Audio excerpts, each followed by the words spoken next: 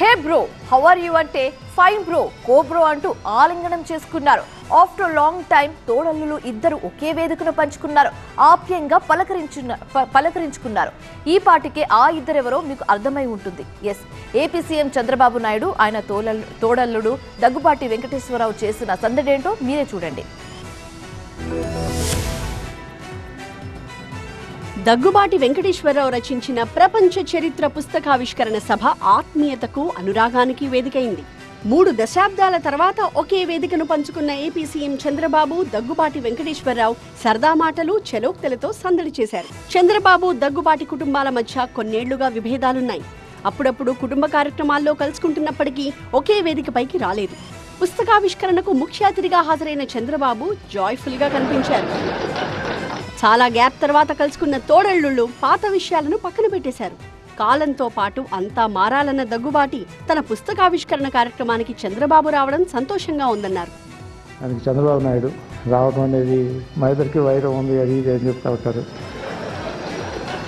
వైరాలు ఉన్నమాట వాస్తవమే, కానీ ఎప్పుడు ఒకే రకంగా ఉండకూడదు కదా.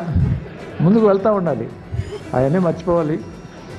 భవిష్యత్తు అనేటటువంటిది ఆశాజనకంగా ఉండాలి అనేటటువంటిది నాకేం కోరికలు ఉన్నాయి స్వామి. మళ్ళీ తోడల్లుడు దగ్గుబాటిని ఉద్దేశించి సరదా వ్యాఖ్యలు చేశారు చంద్రబాబు.